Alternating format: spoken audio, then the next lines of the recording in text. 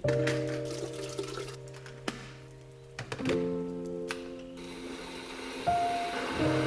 at the beginning of most of my gastroparesis sit down and talk sort of videos, you'll see me making a coffee. I just love coffee. But something new that I've been given to implement into my coffee by my dietitian is whole body collagen. This is my first time trying it. It just came in the mail.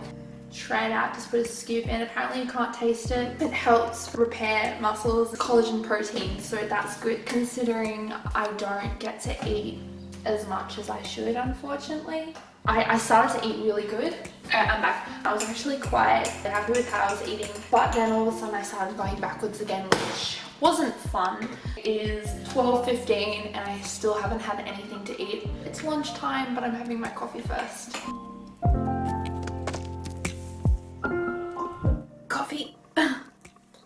Actually, this is really cool, but I think the collagen actually made it creamier. So let's get into the formal introduction. Hello beautiful people and welcome back to my channel. My name is Amity Gilmour and this is my life. If you're new here to this channel, I create content on a weekly basis based on gastroparesis awareness, productivity, routines, and a few faith devotionals. So if any of those topics interest you, then be sure to click that subscribe button, and also don't forget to ring the notification bell in order to stay updated from new videos coming from me twice a week. Alright, so my brain is a little bit kerfuffled today, so sorry if I mix things and match things around in this video. Today we're going to be diving into 9 personal symptoms I have from gastroparesis. So without further ado, let's get into the video.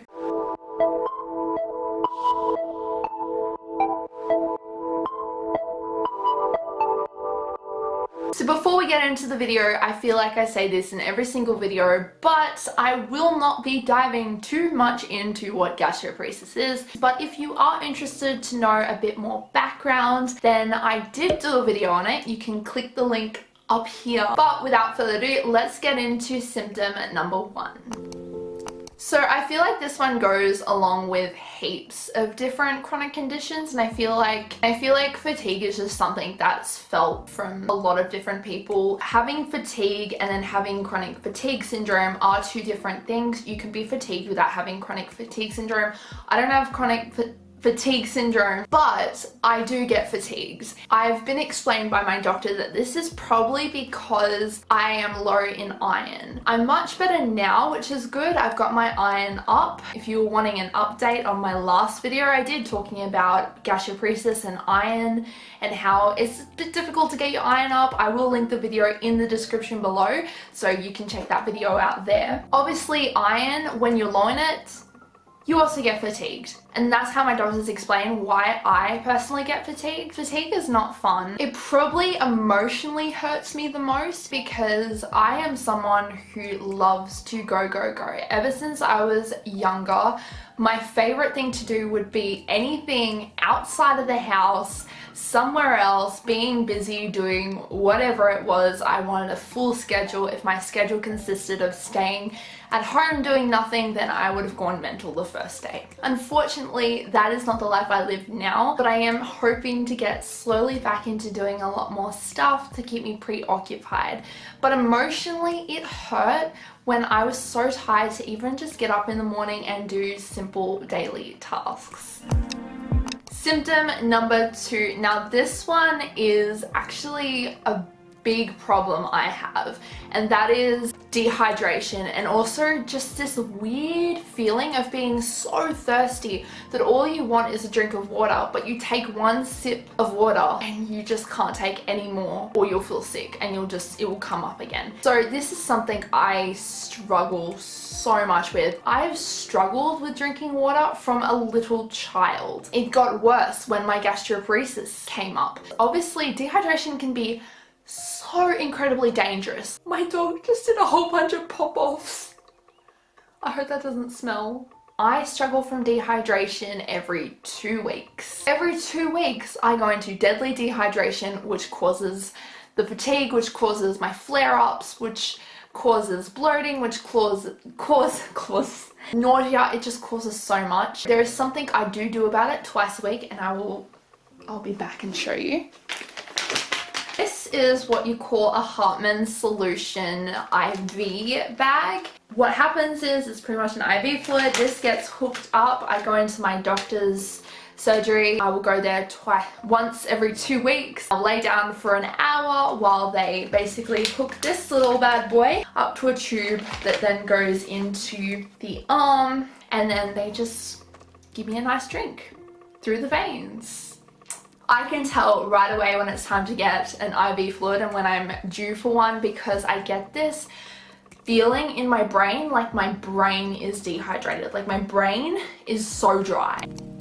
Symptom number 3, and that is loss of appetite and malnutrition. So I actually am never hungry. I do feel like food sometimes, and I do have cravings for certain flavors or certain foods that I like. Sometimes they're foods I should not be having, so I have to ignore those cravings. Although I have that craving for taste, I physically never feel hungry. I also can go from feeling like eating something, not feeling hungry, but feeling like eating something, then I'll make it, and then I go within like less than 10 minutes, I can't eat it. Obviously, in extreme cases, when I'm in extreme flare-ups, I will have problems with malnutrition. This has happened once before, and it was before I ended up gaining treatment and before I ended up with a diagnosis that was able to gain that treatment and the right medication. We're still finding right treatment options to get it a little more under control than it is now, but beforehand, when I had no diagnosis, we had no idea what was going on, there was no treatment whatsoever, and I was extremely skinny and my bones ached and my joints ached because I was so skinny and I was just not getting any nutrients. I was not eating, I was vomiting, which we'll get into later.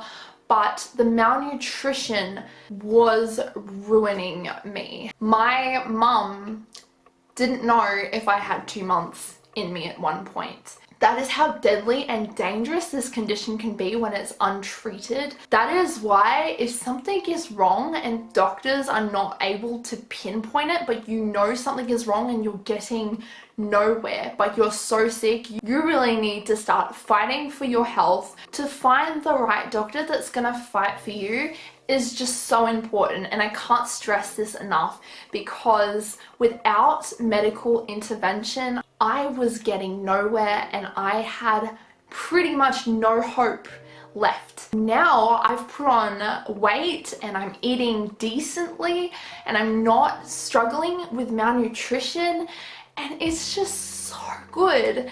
But there was a time I didn't have a diagnosis, so I didn't have treatment. And malnutrition is the worst because it makes you feel awful. Symptom number 4. This one I don't like at all. At first it made me very self-conscious. It's the bloating. I had comments growing up sometimes where people would say, "Are you pregnant? You look pregnant," and that made me so self-conscious. So my bloating I've had for a long time. It's just kind of escalated, I guess you could say, now that everything else has escalated. The bloating is definitely not the worst symptom by any means, but when the bloating happens, so does everything else. I can tell when my insides are struggling just by looking at my stomach to see whether it's bloated or not. That is usually a good indicator of how I feel also. If I am bloated, it usually means I do not feel good and I'm very symptomatic and I just want to curl up in a ball and go to sleep and sleep off all my pain.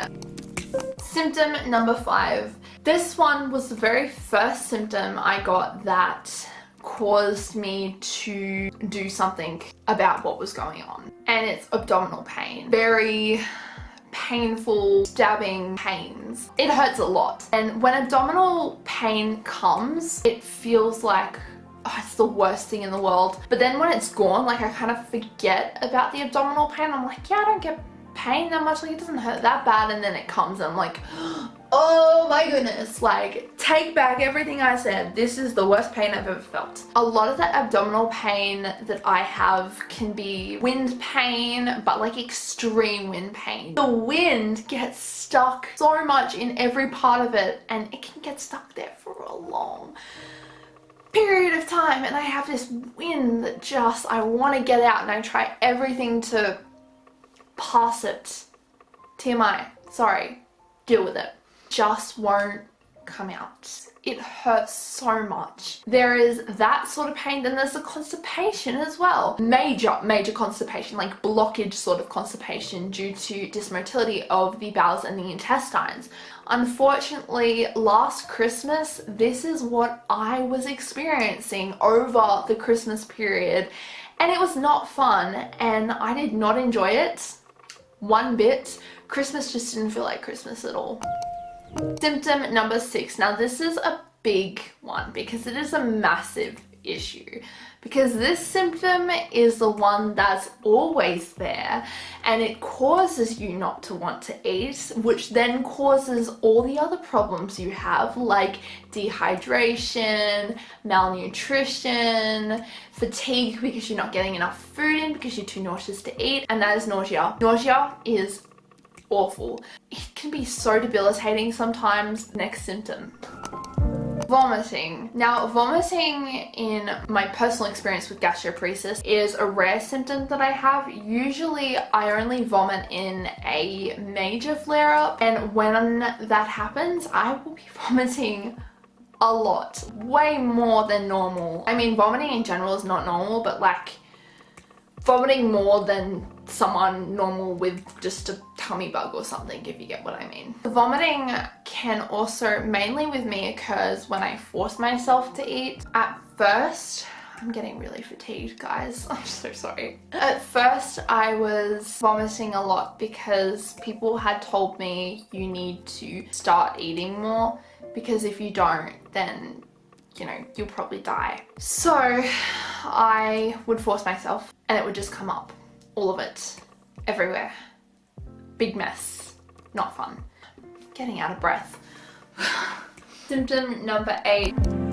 Now this one also causes quite a bit of complexity in terms of nausea and also abdominal pain and the bloating, and that is constipation. Constipation happens so much. It doesn't have, I hardly ever have a break from constipation because my intestines don't have proper motility. Food gets stuck and I get really constipated, which causes a lot of pain, causes a lot of issues, causes a lot of different things. I'm sorry guys, I'm just like, I think I dove into this video when I wasn't feeling too up to it, and then was a bit energetic at the start, and now my energy's. Final symptom, reflux. I struggle with reflux. Mainly at night is when I start to have reflux issues and I start to lay down. That's another thing. So I am so out of breath. I can have like really bitter sort of taste in my mouth.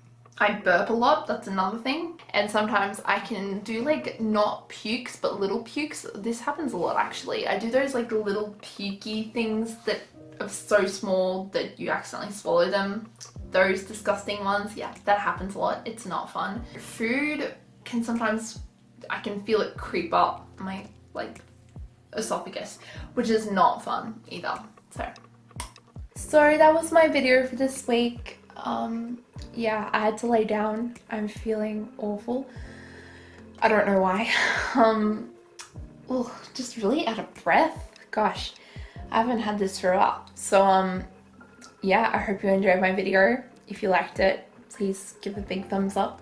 And if you liked it even more, don't forget to subscribe. And I'll see you next time. Love you. God bless. I have to do like a bloopers at the end to show how unorganized I am. I do not know what I'm doing in this video. My mouth is not working today.